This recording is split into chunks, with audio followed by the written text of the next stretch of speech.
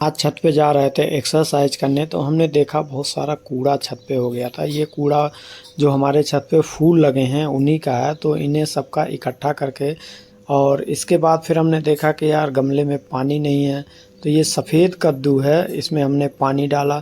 Exercise करने से पहले ये सब चीज़ें ध्यान आ गई। तो सफ़ेद कद्दू देखिए कितना अच्छा फल दे रहा है। 3-4 कद्दू इसमें लगे हुए हैं, जब थोड़े बड़े हो जाएंगे तो इनको सब्ज़ी बनाया जाएगा। इसके बाद फिर हमने किया एक्सरसाइज शुरू। तो एक्सरसाइज में सबसे पहले एक्सरसाइज की तैयारी कर ली। 2 ईंट ला के रख दिए और इस तरीके से सपाटे लगाने शुरू कर दिए। तो सबसे पहले हमने बैठ के सपाटे लगाए और शरीर जब वार्म अप हो गया, पसीना निकलने लगा, तो इस तरीके से खड़े होकर सपाटे लगाने लगे। सपाटे लगाने से हमारे पूरे शरीर में इसका इफ़ेक्ट आता है। फैट परसेंटेज बहुत तेज़ी से कम होता है और सपाटे लगाने से हार्ट बीट बढ़ता है। तो इससे हमारा कार्डियो भी हो जाता है। कार्डियो दौड़ने से अच्छा है कि आप सपाटे लगा लें। उसके बाद हमने योगा अभ्यास में कुछ हलासन कर लिया इस तरीके से। इसके बाद सर्वांग आसन किए। सर्वांग आसन बहुत ही अच्छा योगा अभ्यास है। इसके बाद हमने पवन मुक्तासन कर लिया। तो इससे क्या है, शरीर फ्लेक्सिबल भी हो गया। पवन मुक्तासन के बाद हमने ब्रिज पोज सेतु बंधासन कर लिया। सेतु बंधासन के बाद चक्रासन कर लिया। इस तरीके से सीधे लेट के योगा अभ्यास करने से हमारा शरीर क्या है, फ्लेक्सिबल भी हो गया। साथ में एक्सरसाइज के साथ साथ आप थोड़ी सी फ्लेक्सिबिलिटी भी रखें तो बहुत अच्छा है। इसके बाद हमने हैंड स्टैंड का प्रैक्टिस किया। हैंड स्टैंड की प्रैक्टिस बार बार करने से बड़े आसानी से हो जाता है। हमने इस पे बहुत मेहनत करी है। पहले हमने दीवार को हैंड स्टैंड करने के बाद हम फिर जो है थोड़ा सा शरीर थक गया, रेस्ट किए।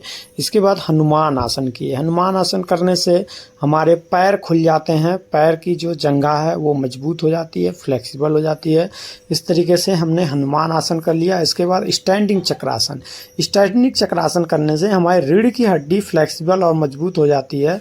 तो ये सभी साथ में करने में बहुत ही मज़ा आता है और एक्सरसाइज भी कुछ करते हैं। इसके बाद हमने देखिए लेग के लिए इस तरीके से दंड बैठक लगाए। पहले तो हमने इस तरीके से दंड बैठक लगाए, उसके बाद दूसरे तरीके से इस तरीके से दंड बैठक लगाए। दंड बैठक आप कई तरीके से लगा सकते हैं। ये हमारे जंघा को मजबूत और जो थाई में कट्स होते हैं उनके लिए अच्छा है। इसके बाद हमारे पास डंबल है।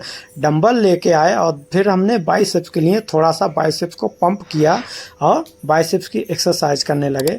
बाइसेप्स की एक्सरसाइज करने के बाद फिर हम जो है शोल्डर की एक्सरसाइज करने लगे। शोल्डर को भी हल्का सा हमने पंप किया, क्योंकि संडे था तो संडे के दिन वर्कआउट में हमने सारे शरीर को ही पंप करना था। तो हमने शोल्डर के लिए इस तरीके से शोल्डर डंबल प्रेस किए। इसके बाद हम फिर एब्स पे आ गए। पेट के लिए एक्सरसाइज किए। इस तरीके से दोनों पैरों को उठा के और श्वास छोड़ते हुए इस तरीके से आगे की तरफ जब अपने शरीर को उठाते हैं तो इससे हमारा अपर एब्स जो है वो बढ़िया खिल के आ जाता है। तो इस तरीके से हमने अपर एब्स के लिए 2 एक्सरसाइज कर लिए। इसके बाद हमने साइड ऑब्लिक के लिए 2 एक्सरसाइज साइड ऑब्लिक के लिए कर लिए और फिर हमने प्लैंक कर लिए।